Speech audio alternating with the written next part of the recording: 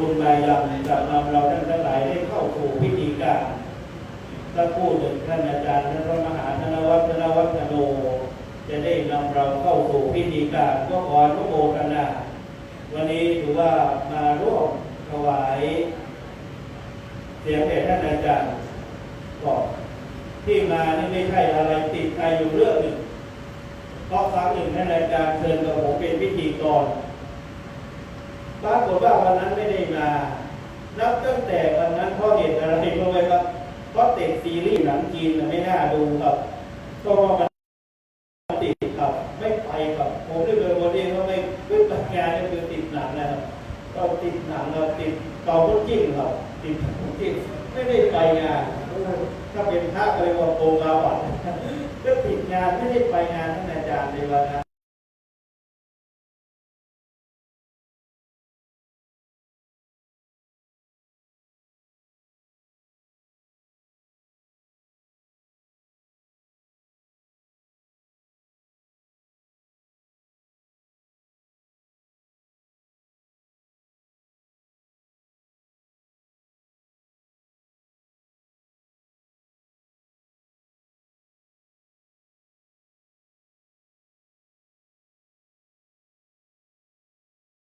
หลาย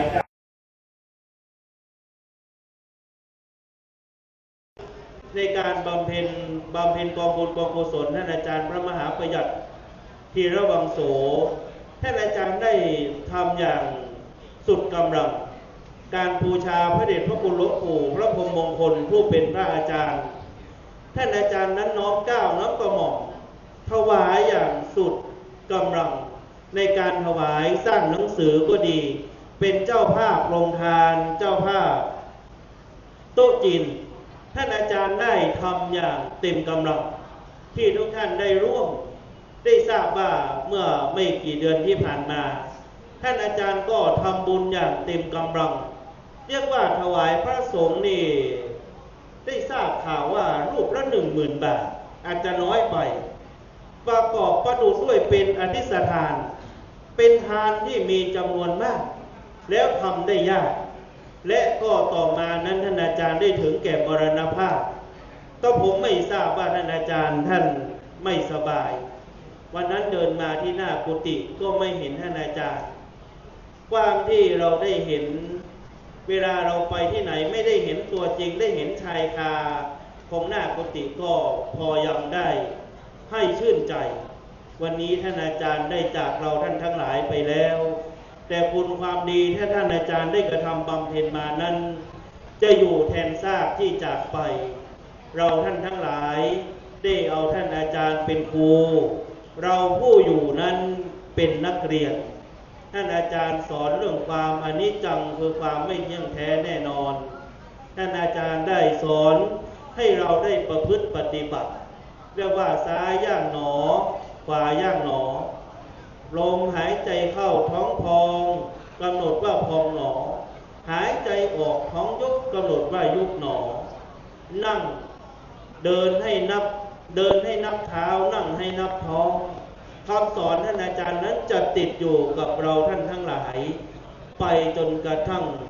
เราได้ลาจากโลกนี้ไปและจบบทละครของเราในขณะนี้เป็นเวลาที่เราท่านทั้งหลายจะได้ประกอบพิธีบำเพ็ญกุศลอุทิศกลาปนาผลตั้งจิตกตัญญูบูชาเชิดชูยังคุณงามความดีของท่านอาจารย์ท่านพระครูวินัยธรสุขสันต์สุจิตโตเรื่องนี้ขออนุญาตได้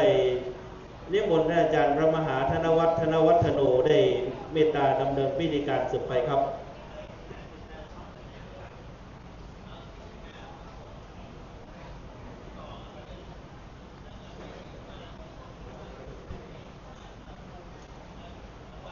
ขออนุโมทนาขอบคุณท่านเรืออากาศเอกอัศนัย ไวยานนท์อนุศาสนาจารย์กองบิน 41 อดีตนักบินและอดีตศิษย์ในพระเดชพระคุณหลวงปู่พระบรมมงคลอาตมาภาพได้ยินเสียงท่านก็ดีใจคิดว่าวันนี้จะได้มีอนุศาสนาจารย์ทำหน้าที่โฆษกอย่างเป็นทางการแต่ท่านเรืออากาศเอกอัศนัย ไวยานนท์ได้ถวายคืนกลับมาที่อาตมาภาพ ก็จะได้ขอนำทุกรูปท่านได้เข้าสู่พิธีบำเพ็ญกุศลบูชาคุณท่านอาจารย์พระครูวินัยธรสุขสันต์สุจิตโตอดีตพระวิปัสสนาจารย์สำนักวิปัสสนากรรมฐานวัดพระธาตุศรีจอมทองวรวิหารในค่ำคืนที่3 ณ บัดนี้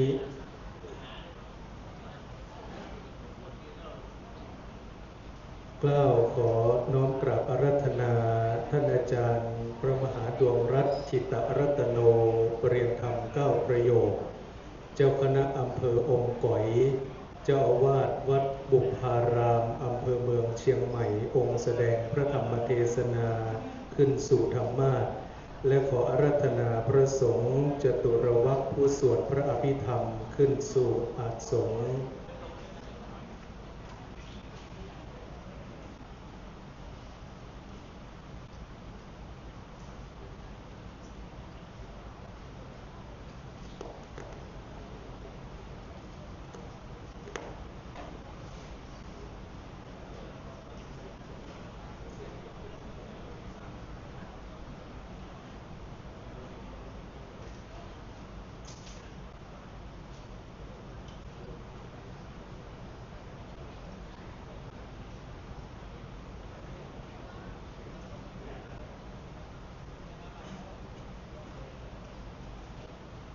ในวันนี้เป็นวันโกนเราได้รวมกิจกรรมวันโกนปกติของสำนักวิปัสสนากรรมฐานวัดพระธาตุศรีจอมทองมาร่วมกับกิจกรรมในการบำเพ็ญกุศลบูชาคุณท่านอาจารย์พระครูวินัยธรสุขสันต์สุจิตโตในค่ำคืนนี้จึงจะได้สมาทานทั้งเบญจศีลคือศีล 5และอัฏฐศีลคือศีล 8ท่านใดสมาทานศีล 8ก็พึงสมาทานศีล 8สาธุชนท่านใดสมาทานศีล 5ก็พึงสมาทานเฉพาะส่วนศีล 5เนื่องจากวันนี้เป็นวันโกนเราจะได้ปฏิบัติทั้งกิจกรรมปกติและในส่วนของการบำเพ็ญกุศลบูชาคุณของท่านพระอาจารย์ในโอกาสนี้ขอเจริญพรเรียนเชิญท่านเมธชีภัทราสไตรเกอร์กดสวิตช์ธูปเทียนเครื่องนมัสการบูชาพระรัตนตรัยเบื้องหน้าโต๊ะหมู่บูชา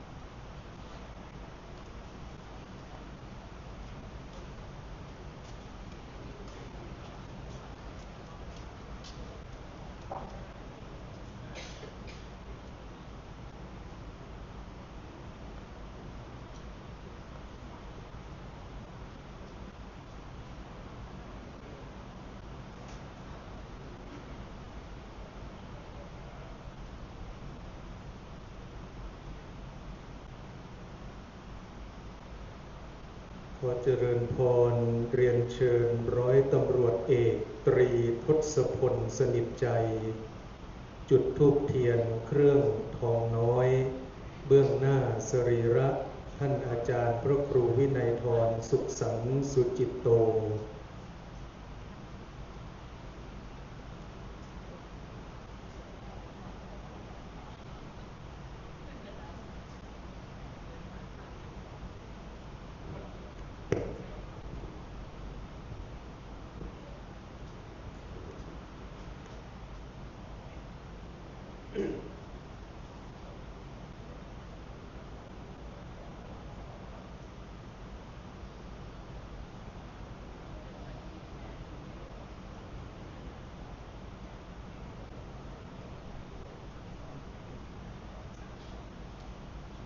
ขอเจริญพรเรียนเชิญท่านแม่ชีวรธาประจักษ์วิชาญ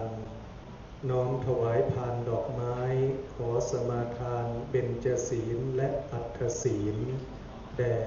ท่านอาจารย์พระมหาดวงรัตน์กิตรัตโนองค์แสดงพระธรรมเทศนา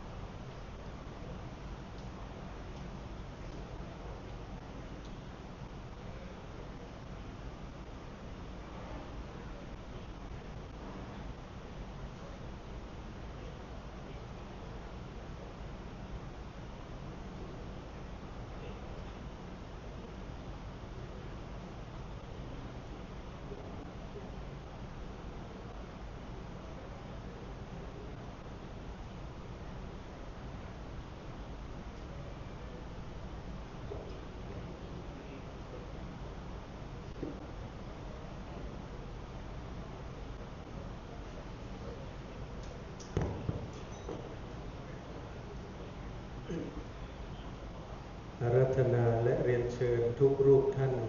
ตั้งใจกล่าวคำบูชาพระรัตนตรัยกราบพร้อมกัน3 ครั้งกราบ1กราบ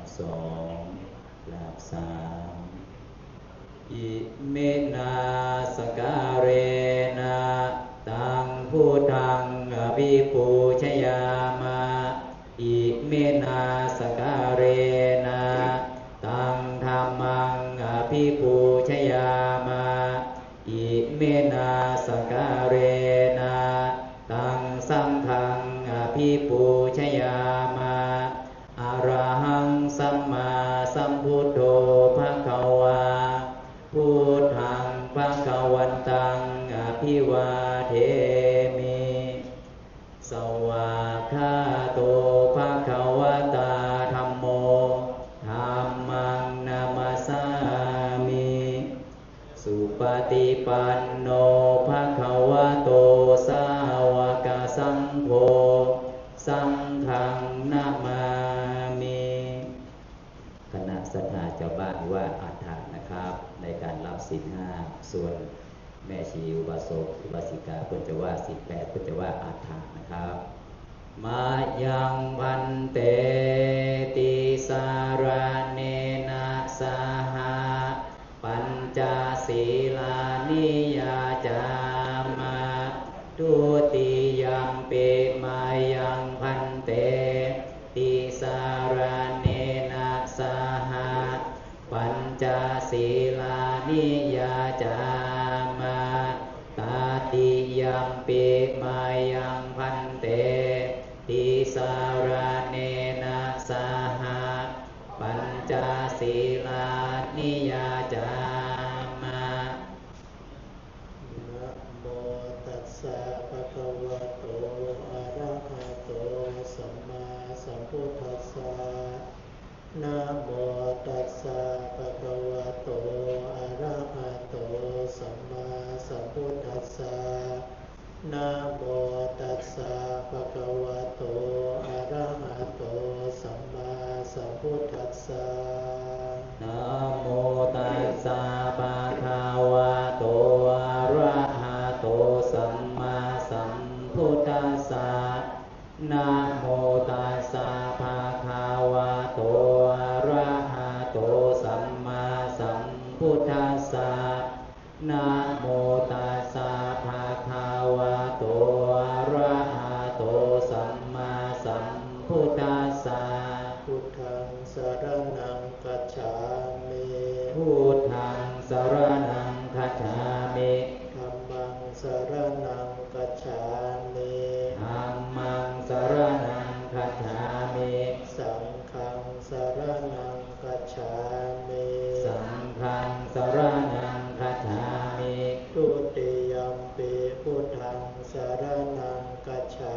มิ ทุติยัมปิพุทธังสรณังคัจฉามิ ทุติยัมปิธัมมังสรณังคัจฉามิ ทุติยัมปิธัมมังสรณังคัจฉามิ ทุติยัมปิสังฆังสรณังคัจฉามิ ทุติยัมปิสังฆังสรณัง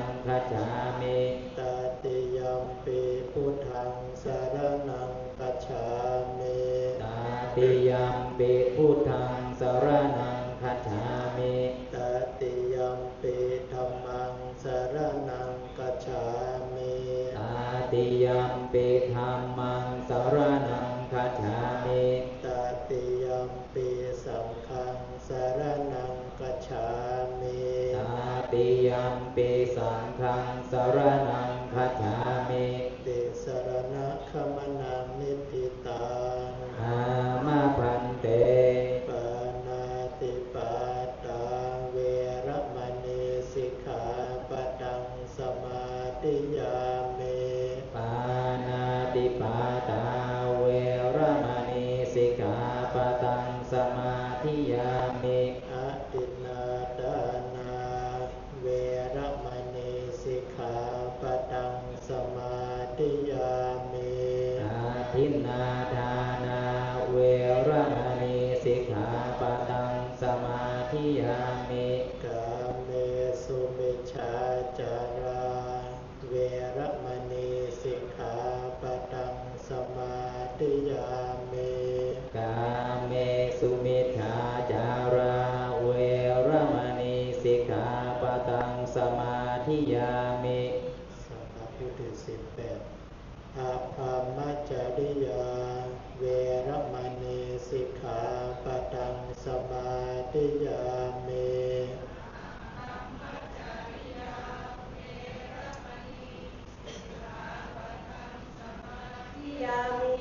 โมสาวาตาเวรมณีสิกขาปะทังสมาธิยามิมุสาวาทาเวรมณีสิกขาปะทังสมาธิยามิสุราเมรยะมัชฌะปมาทฐานาเวรมณีสิกขาปะทังสมาธิยามิสุราเมรยะมัจจปมาทฐานาเวรมณีสิกขาปะทังสมาธิยามิวิกาลโภชนาเวรมณีสิกขาปะทังสมาธิยามิวิการะโภชนาเวรมณีสิกขาปะทังสมาธิยามินัจจคีตาวาทิตาวิสุขทัสสนะมาดาคันทะวิเรปนะธารณะมันดนะวิภูสนัทธานาเวรมณีสิกขาปะทังสมาธิยามินัจจคีตาวาทิตาวิสุกทัสสนะมาราคันทะวิเรปนะธารณะมันดนะวิภูสนัทธานาเวรมณีสิกขาปะทังสมาธิยามิอุจจาสยนะมหาสยนา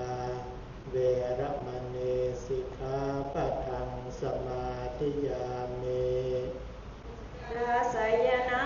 มหาสยนาเวรมณีสิกขาปะทังสมาธิยามิอิมานิปัญจสิกขาปทานิวาอัฏฐสิกขาปทานิวาสีเลนะสุขติงยันติสีเลนะโภคสัมปทาสีเลนะนิพุติงยันติตัสมาสีลังวิโสทะเยสาธุสาธุสาธุธัมมาจโรกาทิปา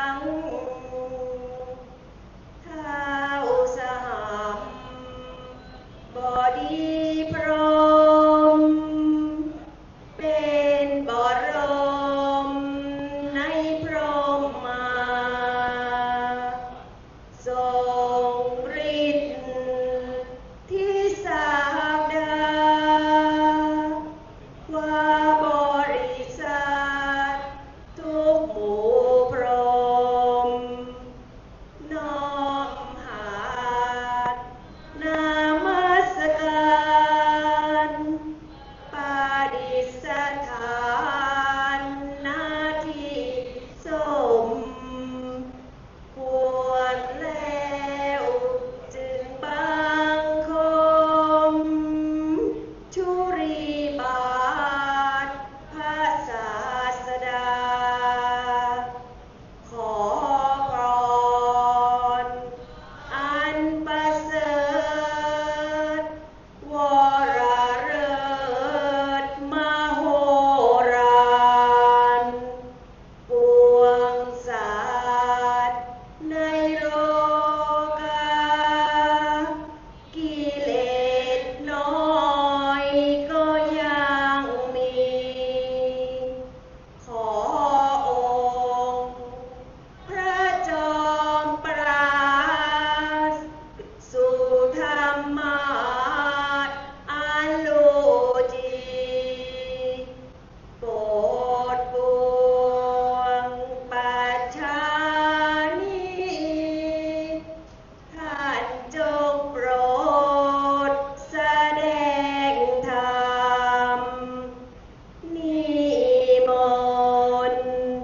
ท่านเจ้าข้าผู้ปรีชาอันเลิศล้ำโปรดแสดงพระสัทธรรมเทศนาปาวาทีเพื่อให้สำเร็จผลแก่ปวงชนบรรดานี้สบสุขเกษมศรีสมดังเจตนาเถิดอาราธนังกโรมา นะโมตัสสะภะคะวะโตอะระหะโตสัมมาสัมพุทธัสสะนะโมตัสสะภะคะวะโตอะระหะโตสัมมาสัมพุทธัสสะนะโมตัสสะภะคะวะโตอะระหะโตสัมมาสัมพุทธัสสะปัญจิมานิภิกขเวทานานิอภินังปัจจเวกิตภานิติณบัดนี้จะได้แสดงพระธรรมเทศนาอภินังปัจจเวคคณกถาพรรณนาเรื่องสิ่งที่องค์สมเด็จพระสัมมาสัมพุทธเจ้าให้เราท่านทั้งหลายนั้นได้พิจารณาอยู่บ่อยๆพิจารณาอยู่เป็นประจำเพื่อที่จะได้เกิดความไม่ประมาทในชีวิตซึ่งเป็นพระสัทธรรมคำสอนขององค์พระชินวรสมเด็จพระสัมมาสัมพุทธเจ้าในการบำเพ็ญกุศลศพของหลวงพ่อท่านพระครูวินัยธรสุขสันต์สุจิตโตซึ่งเป็นพระวิปัสสนาจารย์ของวัดพระธาตุศรีจอมทองวรวิหารแห่งนี้อายุท่านได้64ปีพรรษา35ในค่ำคืนวันนี้ผู้ที่มารับเป็นเจ้าภาพในการเทศน์และสวดอภิธรรมมี2คณะด้วยกันคณะแรกเป็นของแม่ชีภัทราสไตรเกอร์คณะที่2เป็นของบริษัทใหญ่บัวการช่างจำกัดนอกจากนั้นฝ่ายพระสงฆ์ได้รับเมตตาธรรมอย่างสูงจากท่านพระเดชพระคุณหลวงพ่อท่านเจ้าคุณพระสุวรรณเมธีหลวงพ่อรองเจ้าคณะจังหวัดเชียงใหม่เจ้าอาวาสวัดพระธาตุศรีจอมทองแห่งนี้พร้อมด้วยพระสงฆ์เถรานุเถระครูบาอาจารย์ทุกรูปของวัดพระธาตุศรีจอมทองฝ่ายคฤหัสถ์ญาติโยมได้มีคณะแม่ชีอุบาสกอุบาสิกาตลอดถึงโยคีผู้ปฏิบัติธรรมทั้งหลายต ตลอดถึงญาติโยมแขกท่านผู้มีเกียรติทุกท่านได้พร้อมใจกันบำเพ็ญกุศลเพื่อที่จะประมวลเอาผลบุญผลกุศลเหล่านี้ถวายแก่ดวงวิญญาณของท่านอาจารย์หลวงพ่อท่านพระครูวินัยธรสุขสันต์สุจิตโตซึ่งได้ล่วงลับจากโลกนี้ไปญาติโยมทั้งสาธุชนทั้งหลายการเสียชีวิตไม่ว่าจะเป็นของฝ่ายพระสงฆ์ก็ดีหรือของญาติโยมก็ดีถ้าเราจะมองในแง่ของการสูญเสียแล้วเราถือได้ว่าเป็นการสูญเสียของทุกๆฝ่ายวัดพระธาตุศรีจอมทองถือได้ว่าเป็นการสูญเสียบุคลากรที่ทรงคุณค่าไปอีกท่านหนึ่งเมื่อท่านพระครูวินัยธรสุขสันต์ท่านยังมีชีวิตอยู่ท่านได้เป็นพระวิปัสสนาจารย์ให้ความรู้ด้านวิปัสสนาแล้วก็ฝึกสมาธิให้แก่โยคีแก่พระภิกษุสามเณรทั้งหลายโดยทำมาตลอดตั้งแต่พระเดชพระคุณหลวงปู่พระพรหมมงคลยังทรงธาตุขันธ์อยู่อันนี้ถือได้ว่าได้ทำหน้าที่โดยสมบูรณ์แบบของพระภิกษุสายวิปัสสนาแต่เมื่อท่านจากไปแล้วก็ไม่สามารถที่จะกระทำได้อันนี้วัดพระธาตุศรีจอมทองถือได้ว่าเป็นการสูญเสียบุคลากรที่ทรงคุณค่าไปอีกรูปหนึ่งพุทธศาสนาถือได้ว่าเป็นการสูญเสียพระภิกษุผู้เป็นผู้ปฏิบัติดีปฏิบัติชอบพระภิกษุผู้ปฏิบัติตามคำสอนขององค์สมเด็จพระสัมมาสัมพุทธเจ้าไปอีกท่านหนึ่งญาติโยมท่านสาธุชนทั้งหลายก็ถือได้ว่าเป็นการสูญเสียพระที่เป็นสุปฏิปันโนเป็นที่พึ่งของเราท่านทั้งหลายในสังคมประเทศชาติถือได้ว่าเป็นการสูญเสียทรัพยากรมนุษย์ที่มีค่าไปอีกท่านหนึ่งเมื่อท่านยังมีชีวิตอยู่ได้สร้างคุณค่าสร้างคุณประโยชน์ให้แก่สังคมประเทศชาติฝ่ายคฤหัสถ์ญาติโยมก็มาปฏิบัติวิปัสสนากรรมฐานกับท่านได้อันนี้เรามองในแง่ของการสูญเสียถือได้ว่าเป็นการสูญเสียของทุกๆฝ่าย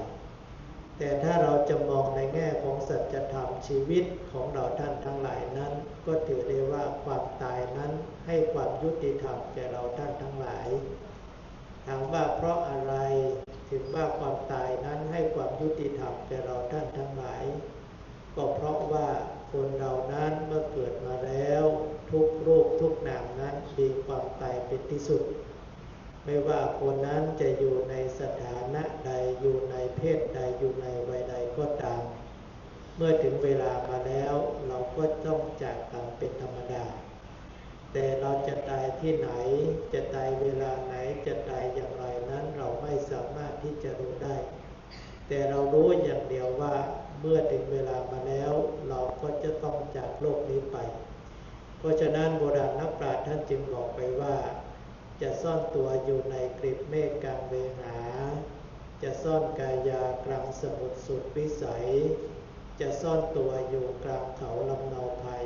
ณถิ่นใดผลตายนั้นไม่มีอันนี้ถือได้ว่าความยุติธรรมที่เราได้รับก็คือคนเรานั้นมีความตายเป็นที่สุดเหมือนเดียวกันแต่ฝ่ายพระสงฆ์นั้นถ้ามรณภาพอันนี้เรียกแบบพระสงฆ์ญาติโยมก็คือเสียชีวิตนั่นเองเพราะฉะนั้นเมื่อพระภิกษุก็ตามญาติโยมก็ตามเราเสียชีวิตแล้วก็จะมีการตั้งบำเพ็ญกุศลโดยที่เราท่านทั้งหลายนั้นจะทำบุญอุทิศให้แก่ดวงวิญญาณของท่านทั้งหลายเหล่านั้นโดยยึดถือตามคติความเชื่อหรือทำตามแนวทางที่องค์สมเด็จพระสัมมาสัมพุทธเจ้า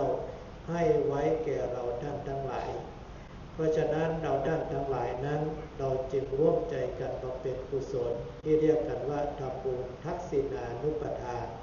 หมายถึงการทำบุญอุทิศให้แก่ผู้ที่ล่วงลับจากโลกนี้ไปแล้วในวันนี้จึงมีฝ่ายพระสงฆ์นำโดยพระเดชพระคุณหลวงพ่อท่านเจ้าคุณพระสุวรรณเมธีพ ร้อมด้วยพระเถรานุเถระครูบาอาจารย์ของวัดพระธาตุศรีจอมทองญาติโยมที่เป็นเจ้าภาพและผู้ปฏิบัติธรรมทั้งหลายจึงมาร่วมใจกันบำเพ็ญกุศลเพื่อที่จะอุทิศถวายแก่ดวงวิญญาณของท่านพระครูวินัยทรสุขสันต์ในค่ำคืนวันนี้สำหรับพระธรรมเทศนาในค่ำคืนวันนี้อาตมาภาพได้ขึ้นหัวข้อไว้ว่าปัญจิมานิภิกขเวฐานานิอภินหังปัจเจเวกิตภานิแปลเป็นภาษาไทยได้ใจความว่าภิกษุทั้งหลายฐานะ5อย่างหรือเรื่อง5เรื่องเป็นเรื่องที่พวกเธอทั้งหลายนั้นควรจะพิจารณาอยู่บ่อยๆพิจารณาอยู่เป็นประจำพิจารณาอยู่เสมอเพื่อที่จะไม่เกิดความประมาทในชีวิตหมายความว่าองค์สมเด็จพระสัมมาสัมพุทธเจ้าให้เราท่านทั้งหลายนั้นพิจารณาอยู่เรื่อง5เรื่องด้วยกันเรื่องที่1พุทธองค์ให้พิจารณาเรื่องของความแก่พุทธองค์ตรัสไว้ว่าชราธัมโมหิชรังอนัตติโตคนเรานั้นมีความแก่เป็นธรรมดาไม่มีใครที่จะล่วงพ้นความแก่ไปได้เราอยู่ปัจจุบันนี้เราอาจจะไม่รู้สึกว่าเราแก่หรือยังบางคนอาจจะหลงตัวเองว่ายังหนุ่มยังสาวอยู่ท่านบอกไปว่าเราจะรู้ตัวยังไงว่าเราแก่เราก็ลองไปส่องกระจกดูเราก็จะรู้ว่าเราแก่ขึ้นถ้ายังไม่มั่นใจก็กลับไปดูรูปเก่าๆที่เราถ่ายไว้อาจจะ10 ปีบ้าง20 ปีบ้าง30 ปีบ้างวันนั้นเราก็จะรู้ว่าเราแก่ขึ้นถามว่าเป็นคนเดียวกันไหมทุกคนก็ตอบเหมือนเดียวกันหมดว่าเป็นคนเดียวกันเป็นรูปเดียวกันนามเดียวกันคนเดียวกันนี่แหละแต่ถามว่าเปลี่ยนไปไหมทุกคนก็จะตอบเหมือนเดียวกันว่าเป็นคนเดียวกันแต่แก่ขึ้นไม่มีใครสักคนที่จะตอบว่าหนุ่มลงสาวลงอายุเราเหมือนจะเป็นหนุ่มเป็นสาวขึ้นทุกคนคงจะไม่ตอบแบบนี้เราก็จะตอบเหมือนเดียวกันว่าเราแก่ขึ้นอายุมากขึ้นเมื่อแก่มาแล้วท่านบอกไว้ว่าอะไรที่จะเห็นชัดเจนขึ้นโบราณท่านบอกไว้ว่าเมื่อแก่มาแล้วที่สูงก็จะดำต่ำที่ดำก็จะขาวที่ยาวก็จะสั้นที่มั่นก็จะคลอนที่หย่อนก็จะตึงที่ซึ้งก็จะเซิกอะไรอย่างนั้นที่สูงก็จะต่ำก็หมายความว่าคนเราแก่มาแล้วร่างกายของคนเราเนี่ยมันจะค่อมลงเรื่อยๆไม่มีคำว่ายืดขึ้นสูงขึ้น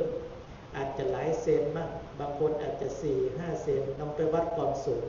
เราก็จะค่อมลงเรื่อยๆอันนี้บอกว่าที่สูงก็จะต่ำที่ดำก็จะขาวหมายถึงผมของเราที่อยู่บนศีรษะของเรานานวันเข้ามันก็จะขาวไปโดยธรรมชาติอาจจะมากอาจจะน้อยขึ้นอยู่กับร่างกายของคนเราที่สูงก็จะดำที่ดำก็จะขาวที่ยาวก็จะสั้นอันนี้หมายถึงสายตาของคนเราบางทียังไม่แก่เราก็ต้องใส่แว่นตาเพราะสายตามันสั้นที่มั่นก็จะคลอนอันนี้หมายถึงฟันเดือดเขี้ยวของเราท่านทั้งหลายเมื่อแก่มาแล้วฟันก็จะโยกเยกเป็นธรรมดาคนแก่ต้องอาศัยฟันปลอมบางทีหัวเลาะนานไม่ได้เดี๋ยวฟันปลอมดุดเพราะฉะนั้นที่มั่นก็จะคลอนที่หย่อนก็จะตึงไม่ถึงหูของเราที่มันหย่อนนี้คนแก่มาแล้วอาจจะพูดได้ยินบ้างไม่ได้ยินบ้างหือบ้างหาบ้างอันนี้เป็นธรรมดาที่ซึ้งก็จะเซอะอันนี้ไม่ได้ด่าคนแก่นะแต่หมายความว่าความหมายรู้ความเข้าใจสิ่งต่างๆเมื่อแก่มาแล้วอาจจะพูดยากสักหน่อยกว่าจะรู้ตัวกว่าจะพูดกันรู้เรื่องกว่าจะทำความเข้าใจกันได้อาจจะใช้เวลาอันนี้เรียกว่าที่ซึ้งก็จะเซอะหมายถึงว่าคนแก่ของเราก็จะเป็นอย่างนี้เพราะฉะนั้นพุทธองค์จึงให้เราท่านทั้งหลายนั้นพิจารณาอยู่บ่อยๆพิจารณาอยู่ประจำพิจารณาอยู่เสมอว่าคนเราจะต้องแก่ไม่มีใครล่วงพ้นความแก่ไปได้ทุกคนต้องไปหน้าไปหาความแก่หมดถ้าเราพิจารณาอยู่อย่างนี้เราก็จะไม่เกิดความประมาทในชีวิตอันที่หนึ่งเรื่องของความแก่อันที่สองให้พิจารณาเรื่องของความเจ็บไข้ได้ป่วย พุทธองค์ตรัสไว้ว่าพยาธิธัมโมหิพยาธิอนัตติโตคนเรามีความเจ็บไข้ได้ป่วยเป็นธรรมดาไม่มีใครสักคนที่จะล่วงพ้นความเจ็บไข้ได้ป่วยไปได้ก็หมายความว่าร่างกายของเรานี้เป็นรังของโรคตั้งแต่หัวยันเท้ายันหัวบางทีไปหาโรคนั้นวันจันทร์ไปหาโรคนี้วันอังคารไปหาโรคนั้นบางอาทิตย์ 3-4 วันคนไปหาหมอก็มีอันนี้ก็แสดงว่าร่างกายเป็นรังของโรคแต่นักปราชญ์ท่านบอกไว้ว่าโรคนั้นมีอยู่2อย่างด้วยกันก็คือโรคกายอันที่2โรคใจโรคกายดังที่ได้กล่าวไว้แล้วก็คือร่างกายของเราตั้งแต่หัวยันเท้ายันหัวเป็นรังของโรคอันนี้ต้องไปให้หมอรักษาให้หมอวินิจฉัยอันนี้โรคกายอันที่2โรคใจโรคใจก็คือความป่วยทางใจหมายความว่าเวลาไหนก็ตามอารมณ์ไหนก็ตามที่มันมากระทบเราที่เราเรียกกันว่าอนิจฐารมณ์อารมณ์ที่ไม่ชอบใจปัจจุบันนี้เราอยู่กับโลกธรรมก็คือมีได้มีเสียมีสุขมีทุกข์มียศเสื่อมยศนินทาสรรเสริญอันนี้8อย่างนี้เรียกว่าโลกธรรมแต่ถ้าวันใดก็ตามเวลาใดก็ตามโลกธรรมไปเสื่อมก็หมายความว่ามีเสียเสื่อมยศคนนินทามีความทุกข์เวลานั้นเราก็จะเกิดการป่วยทางใจขึ้นมาหน้านิ้วคิ้วขมวดหน้าบอกบุญไม่รับอันนี้แสดงว่าป่วยเพราะโลกกระทำฝ่ายเสื่อมเข้าครอบงำเมื่อป่วยมาแล้วจะทำอย่างไรเราจะเห็นได้ว่าวัดพระธาตุศรีจอมทองแห่งนี้คนมารักษาทางใจเยอะก็เพราะว่าเพื่อจะรับรู้เพื่อจะตามอารมณ์ทั้งฝ่ายดีก็ตามฝ่ายไม่ดีก็ตามโดยการใช้หลักวิปัสสนาเข้าควบคุมอารมณ์เหล่านั้นท่านพระครูวินัยทรสุขสันต์ก็เช่นเดียวกันท่านก็ใช้วิปัสสนาควบคุมอารมณ์รักษาโรคทางใจให้แก่คนเราท่านทั้งหลายอันนี้ก็คือโรคทางใจต้องใช้ธรรมโอสถโรคทางกายนั้นอาจจะมีอยู่บ้างที่ว่าตลอดชีวิตของคนเนี่ยไม่เคยไปหาหมอไม่เคยเข้าโรงพยาบาลไม่เคยกินยาเลยอาจจะมีได้แต่โรคทางใจนั้นหมายความว่าเราจะได้รับสิ่งที่ถูกใจทุกอย่างนั้นอันนี้เป็นไปไม่ได้เราไม่ต้องไปเวลามากตั้งแต่เช้าจนถึงตอนเย็นค่ำคืนวันนี้เราลองถามตัวเองว่าเราได้รับสิ่งที่ถูกใจทุกอย่างทุกเวลาใช่หรือไม่ทุกคนก็จะตอบเป็นเช่นเดียวกันว่าเป็นไปไม่ได้บางครั้งก็ได้รับสิ่งที่ถูกใจ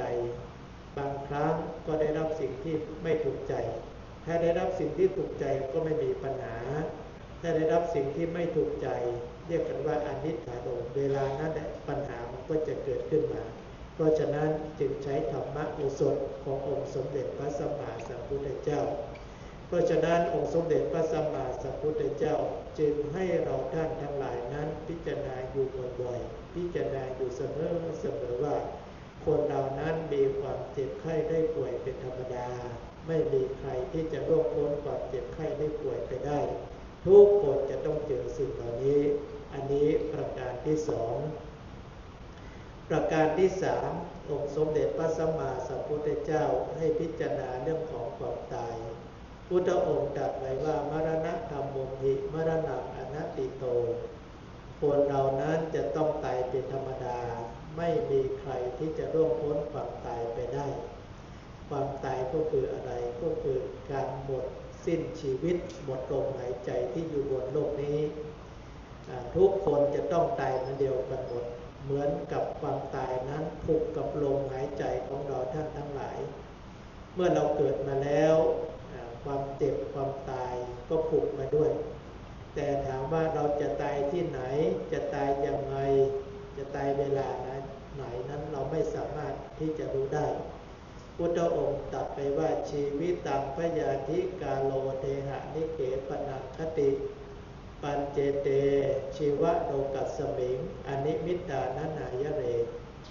สิ่งที่ไม่มีนิมิตไม่มีเครื่องหมายไม่สามารถรู้ล่วงหน้าได้มีอยู่5อย่างด้วยกัน ชีวิตตามชีวิตความเป็นอยู่ของเราท่านทั้งหลายเราไม่สามารถที่จะรู้ได้อาจารย์พระครูวินัยธรสุขสันต์เมื่อยังมีชีวิตอยู่เราไปถามท่านว่าอาจารย์จะมรณภาพอายุเท่าไหร่ท่านคงจะไม่ตอบให้แก่เราท่านทั้งหลายว่า64 ปีเหมือนกับเราท่านทั้งหลายที่นั่งอยู่บนตรงนี้ถามว่าจะมรณภาพจะเสียชีวิตอายุเท่าไหร่ก็ตอบไม่ได้อันนี้ก็คือความเป็นอยู่บนโลกนี้ของเราท่านทั้งหลาย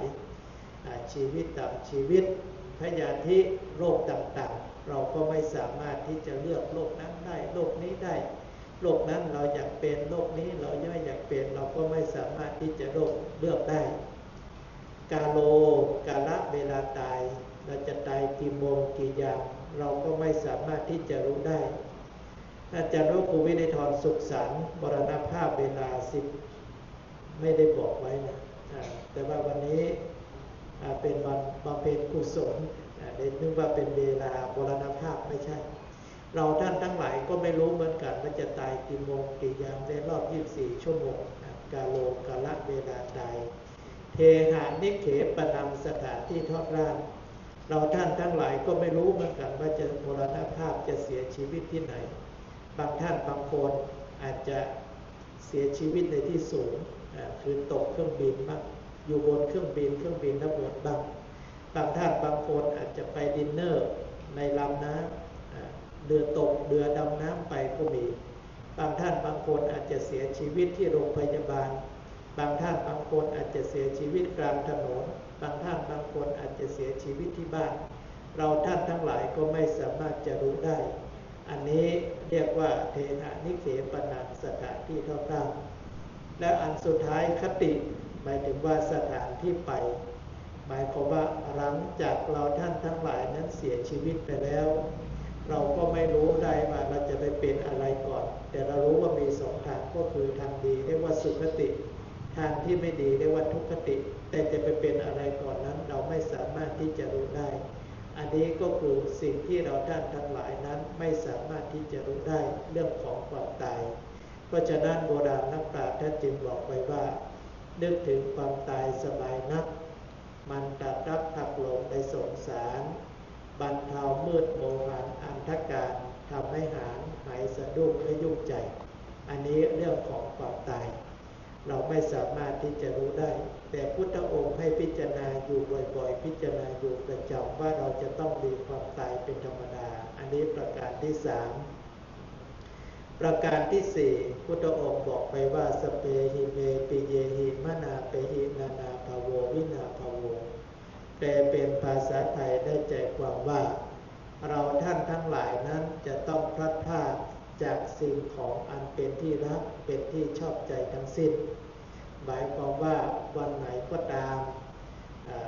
เราจะต้องพลัดพรากจากสิ่งของก็ดีจากบุคคลก็ตามที่เคยมีร่วมกันอยู่การพลัดพรากนั้นมีอยู่2 ประการก็คือการพลัดพรากแบบชั่วครั้งชั่วคราวหมายความว่าเราท่านทั้งหลายนั้นอาจจะไปรับราชการบ้างไปอยู่ต่างบ้านต่างเมืองหรือไปอยู่ต่างประเทศอันนี้เรียกว่าจากกันแบบชั่วครั้งชั่วคราวแต่ก็กลับมาหากันได้ในเวลาใดเวลาหนึ่งแต่เรื่องอีกอันหนึ่งที่เราไม่สามารถที่จะกลับมาได้นั้นก็คือเรื่องของความตายหมายความว่าเราไปแล้วไปรับไปไม่กลับหลับไม่ตื่นฟื้นไม่ดีหรือไม่พ้นก็คือเรื่องของความตายเมื่อถึงเวลามาแล้วเราก็จะต้องตายเป็นธรรมดาแต่ถึงเราจะกลับมาเกิดใหม่แต่ก็เป็นคนใหม่ร่างใหม่เราไม่สามารถที่จะสัมผัสกันได้เพราะฉะนั้นเมื่อยังมีชีวิตอยู่เราอาจจะรักใคร่ชอบพอกันมีเข้าของสมบัติมากมายมีอะไรก็ตามเมื่อถึงเวลามาแล้วเราก็จะต้องทิ้งสิ่งของเหล่านี้ทั้งหมดทั้งปวงเพราะฉะนั้นองค์สมเด็จพระสัมมาสัมพุทธเจ้าจึงให้เราท่านทั้งหลายนั้นพิจารณาอยู่บ่อยๆพิจารณาอยู่ประจำพิจารณาอยู่เสมอว่า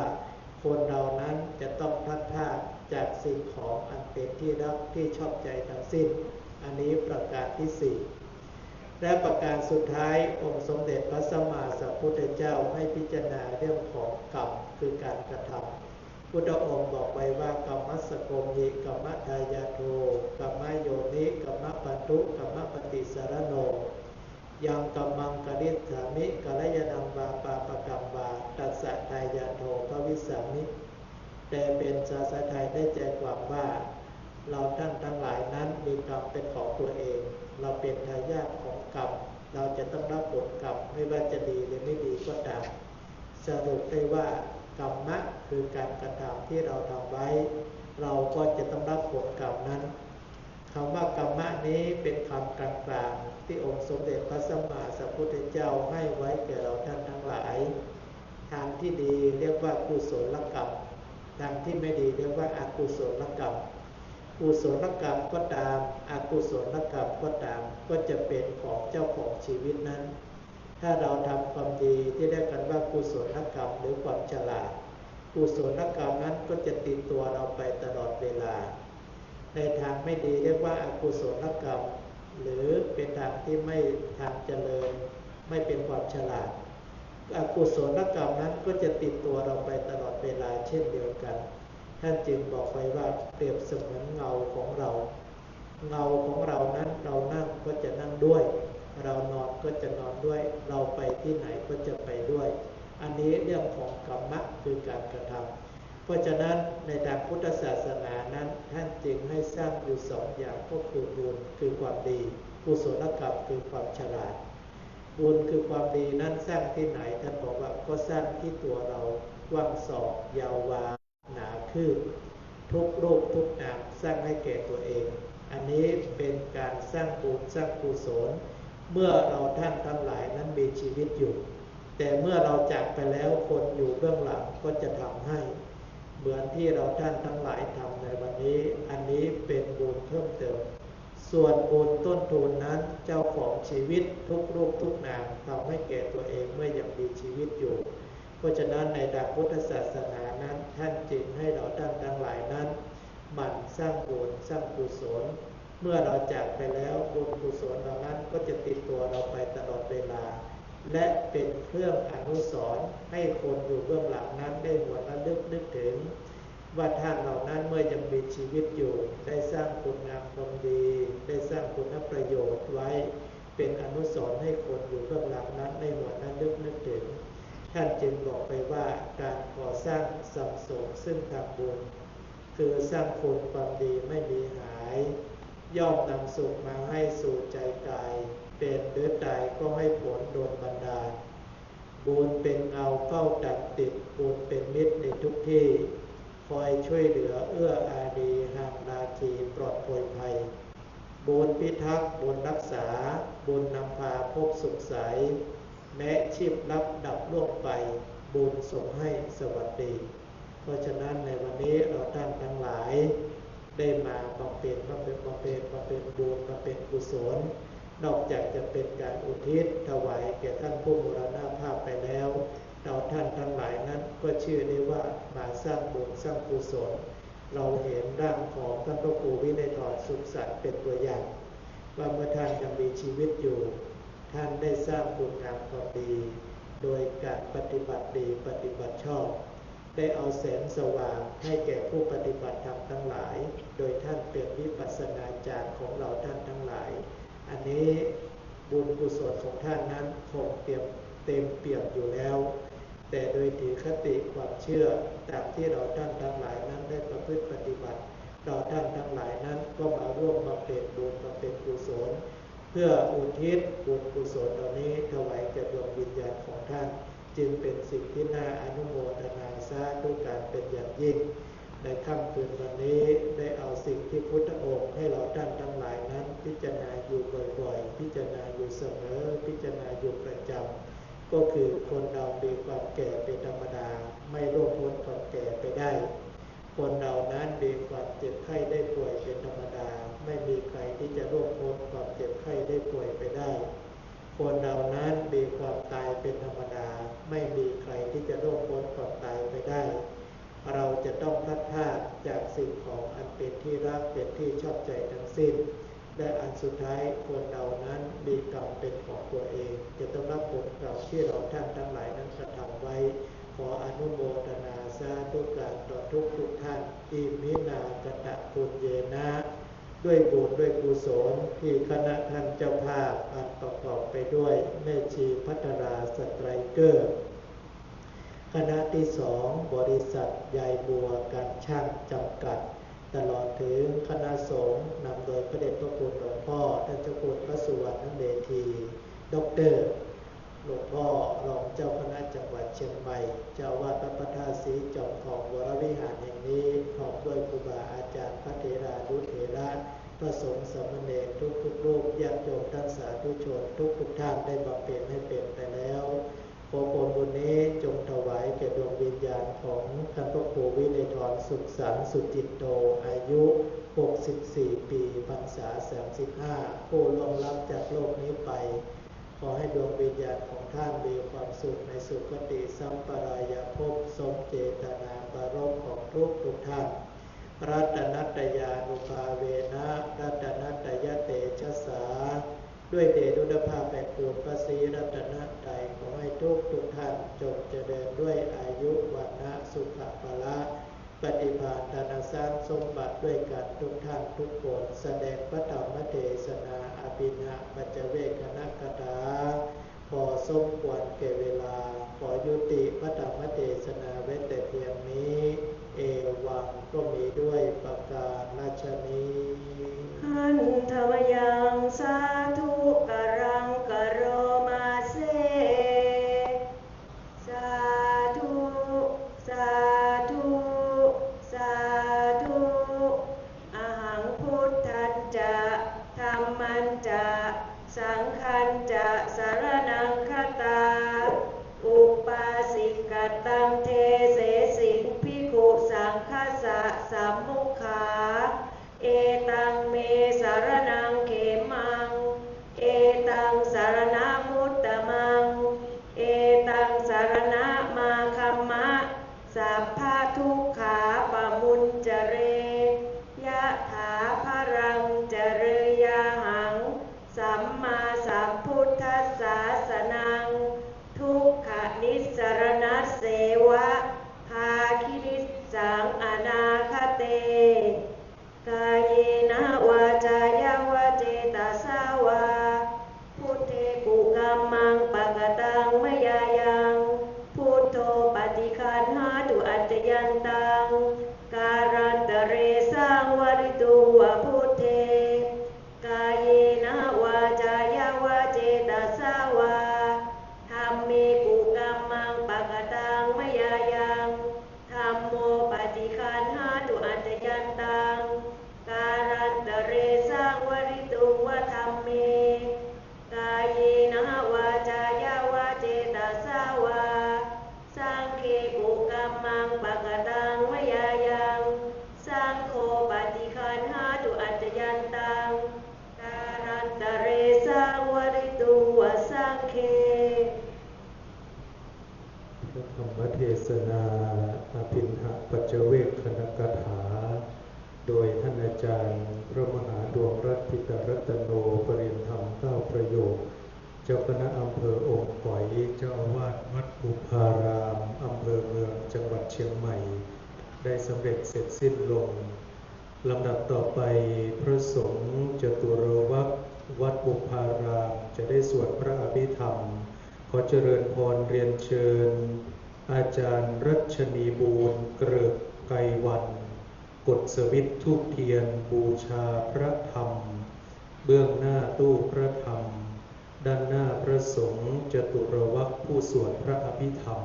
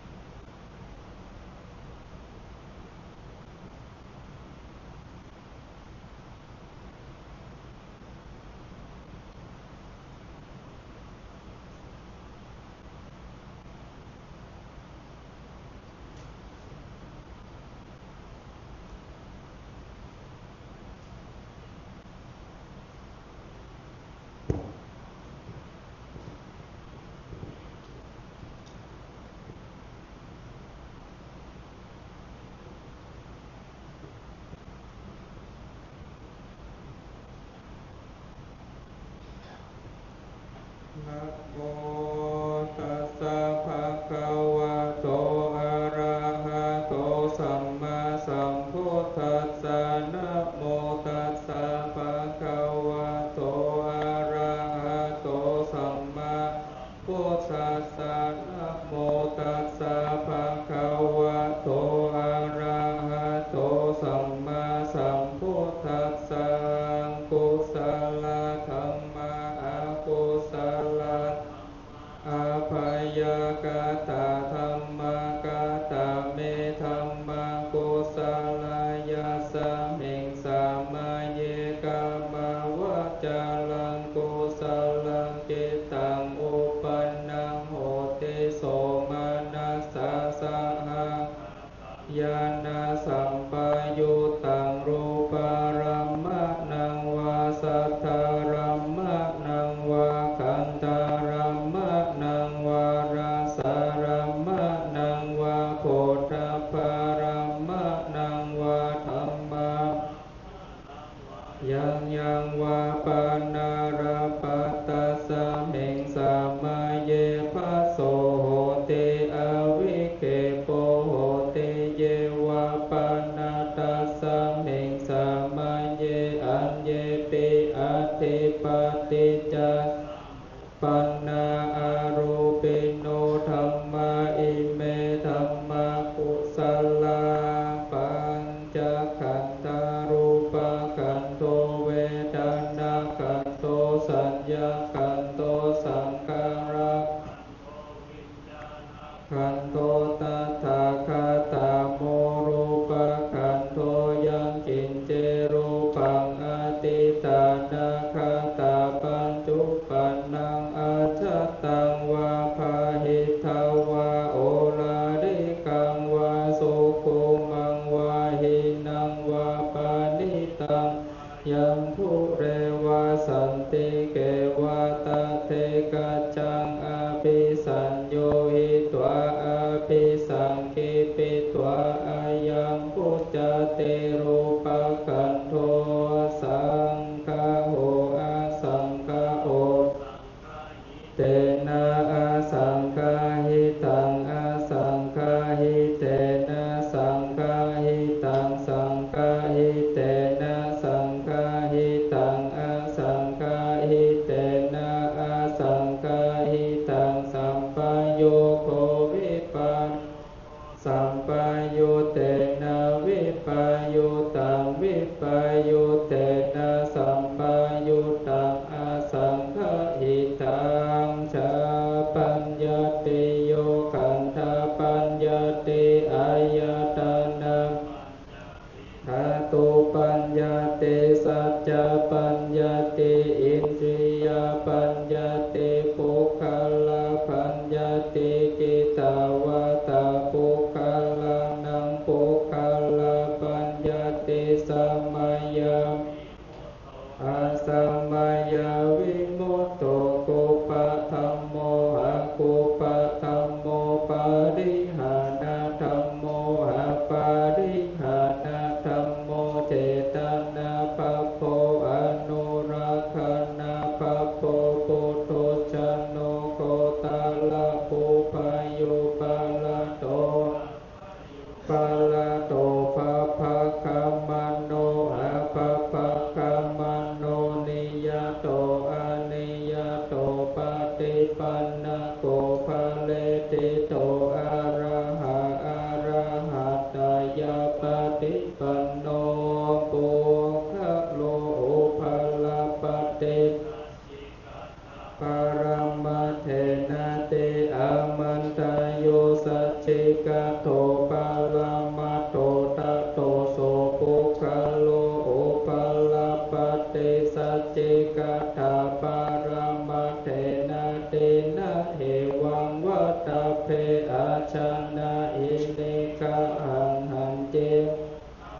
อุปาลปฏิสัจจิกะถาปารามัตเถนะเตนะวัตตะเลวัตตะเพโยสัจจิกะโตปารามัตโตตะโตโสปุคคะโลอุปาลสัจจิกะถาปารามัตเถนะติ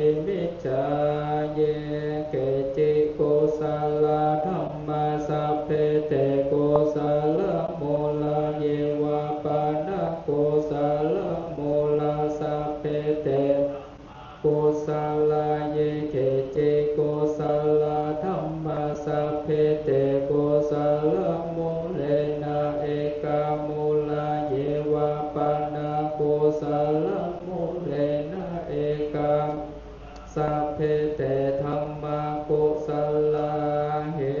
ตุปัจจยโยหารัมมานาปัจจยโยอธิปติปัจจยโยอนันตารปัจจยโยสัมมานันตารปัจจยโยสหชาตาอัญญมัญญปัจจยโยนิสัยปัจจยโยอุปาณิสัยปัจจยโยปุเรชาตาปัจจยโยปัจฉาชาตาปัจจยโยอาเสวนาปัจจยโยคัมมปัจจยโยวิปากา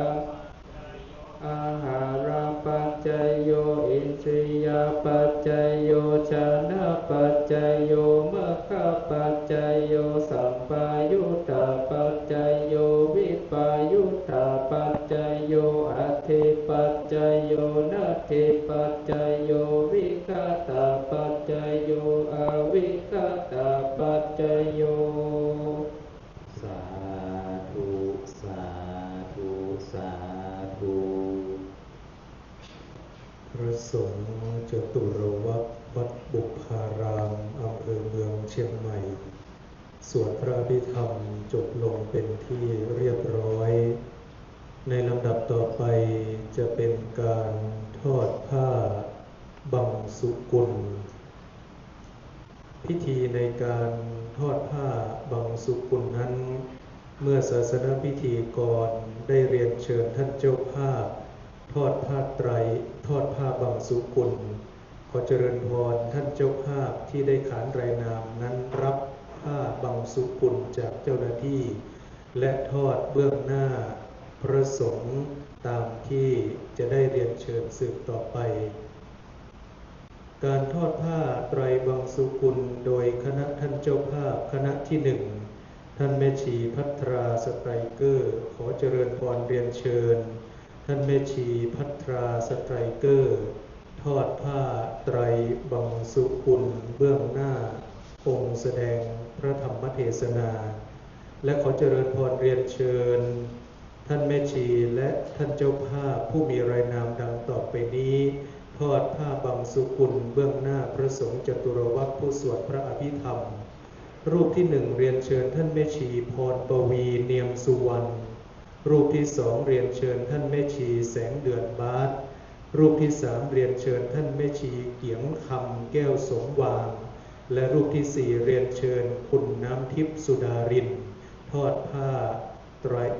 าบังสุกุลเบื้องหน้าพระสงฆ์จตุรวัตรผู้สวดพระอภิธรรม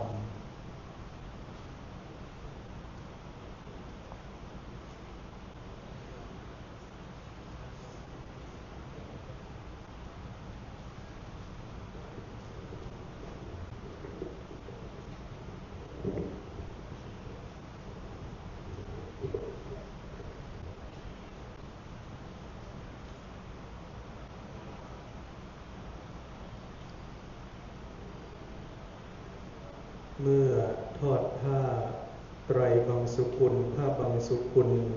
เสร็จเรียบร้อยแล้วเรียนเชิญได้กลับที่นั่งรับรองเดิมเจ้าภาพคณะที่สองโดยบริษัทยายบัวการช่างจำกัดขอเจริญพรเรียนเชิญท่านเจ้าภาพ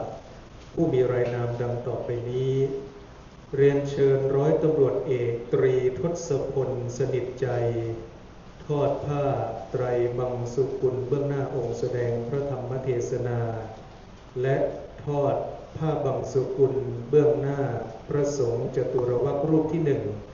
เรียนเชิญอาจารย์รัชนีบูรณ์เกริกไกรวัน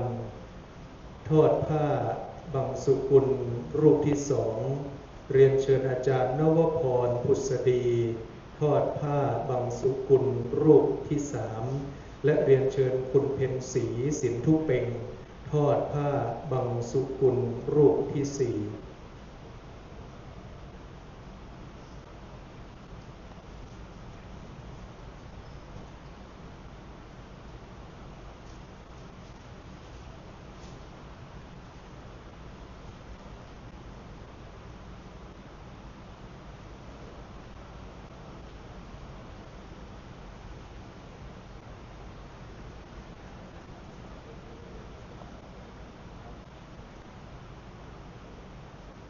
เมื่อทอดผ้าบางสุกุลเสร็จเรียบร้อยแล้วเรียนเชิญได้กลับที่นั่งรับรองเดิม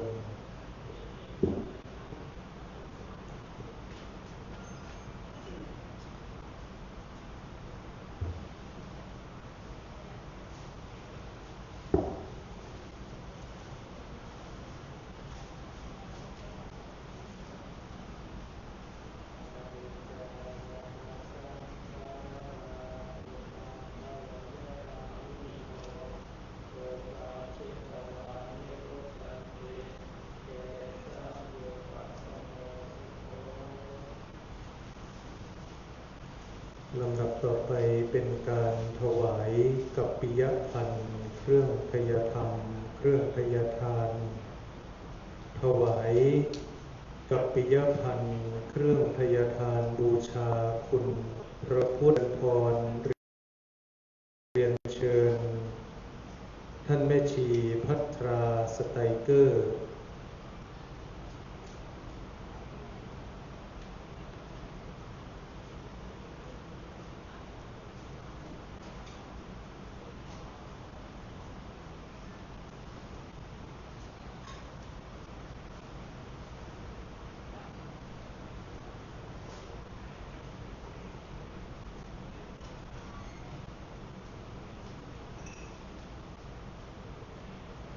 เรียนเชิญท่านแม่ชีภัทราสไตรเกอร์น้อมถวายบูชาคุณพระพุทธเบื้องหน้าโต๊ะหมู่บูชา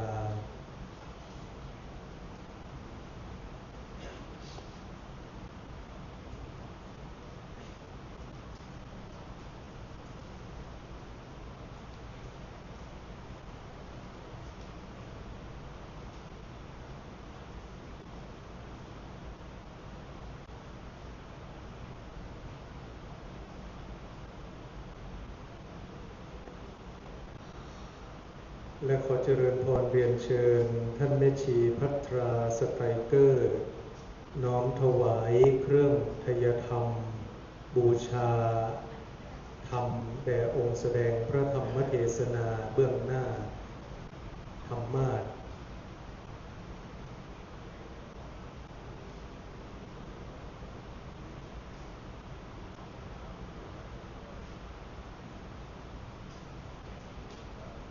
ขอเจริญพรเรียนเชิญท่านแม่ชี4ท่านผู้มีรายนามดังต่อไปนี้น้อมถวายกัปปิยน้อมถวายเครื่องทยทานแด่พระสงฆ์จตุรวรรคผู้สวดพระอภิธรรมรูปที่1เรียนเชิญท่านแม่ชีวรธาประจักษ์วิชาญรูปที่2เรียนเชิญท่านแม่ชีพรปวีเนียมสุวรรณรูปที่3เรียนเชิญท่านแม่ชีแสงเดือนบาสรูปที่4เรียนเชิญท่านแม่ชีเกียงคำแก้วสมวาง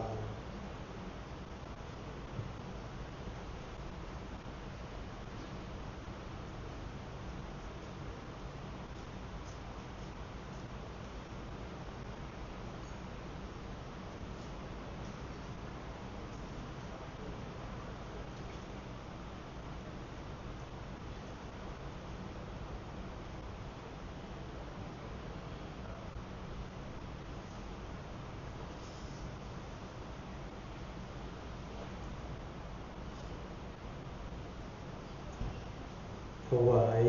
ลำดับต่อไปเป็นการถวายกัปปิยพันธ์โดยคณะท่านเจ้าภาพชุดที่2ขอเจริญพรเรียนเชิญร้อยตำรวจเอกตรีทศพลสนิทใจน้อมถวายกัปปิยพันธ์บูชาคุณพระพุทธเบื้องหน้าโต๊ะหมู่บูชาถวายบูชากันแสดงพระธรรมเทศนาเบื้องหน้าธรรมาสน์และพระสงฆ์จตุรวรรครูปที่1เรียนเชิญอาจารย์รัชนีบูรณ์เกริกไกรวันถวายพระสงฆ์จตุรวรรคผู้สวดพระพิธรรมรูปที่2เรียนเชิญอาจารย์นวพรพุษดีถวายแด่พระผู้สวดรูปที่3และเรียนเชิญคุณเพ็ญศรีสินทุเปงถวายแด่พระสงฆ์ผู้สวดพระพิธรรมรูปที่4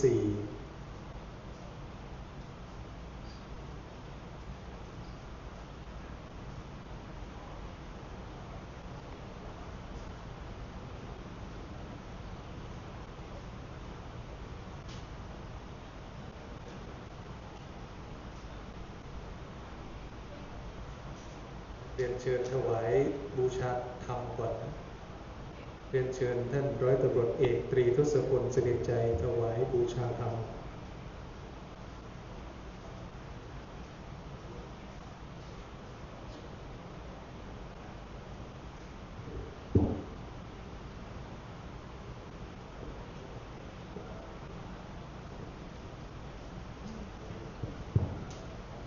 เมื่อถวายเสร็จเรียบร้อยแล้วเรียนเชิญได้กลับที่นั่งรับรองเดิมเรียนเชิญคุณน้ำทิพย์สุดารินมอบของปฏิการะขอบน้ำใจแก่มัคคณายกที่บริเวณจุดศาสนพิธีกร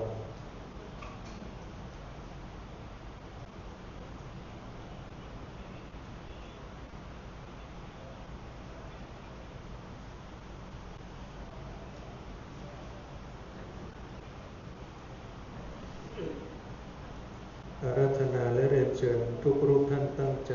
กรวดน้ำรับพร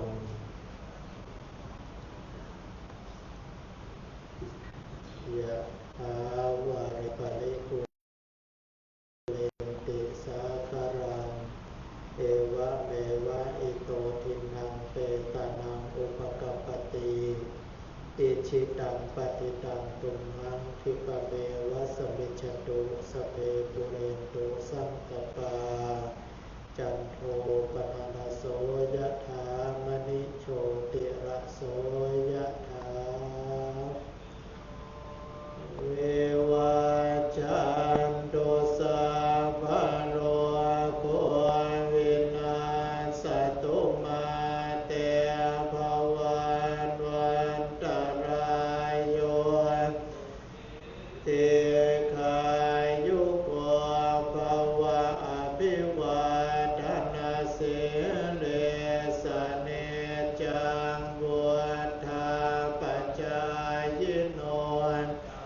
ตโรธรรมาวัฏันติอายุวันโนสุขังภารังอัฏฐสิเมอากาสิเมยาติเมตตาจะเมเปตานังทากินังทัจจาปุเปกตมโนสรังนะหิรุนังโสโกวายา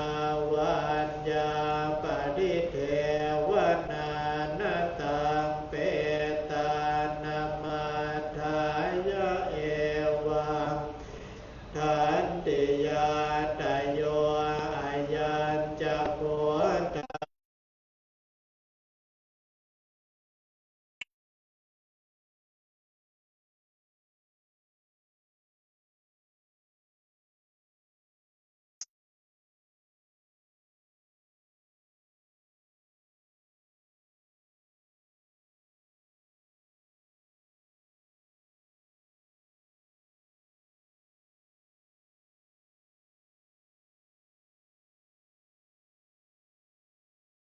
เอโกนามาโนปฏินังเทหิโกอันเตภวตุสัพพมังคลังกันตุสัพพเทวตาสัพพพุทธานุภาสัทธาโสติภวันตุเตภวตุสัพพมังคลังราคันตุสัพวัตตาสัพพธรรมานุภาเวนัสสัทธาโสติตุเตภวตุสัพพมังคลังราคันตุสัพพเทวตาปัสสังฆานุภาเวนัสสัทธาโสติภาวันตุเต มายังสาธุกลังกโลมาเซสาธุสาธุสาธุ ขออาราธนาและเรียนเชิญทุกรูปท่านเจริญ จิตภาวนาเป็นระยะเวลา64วินาทีณบัดนี้นะครับ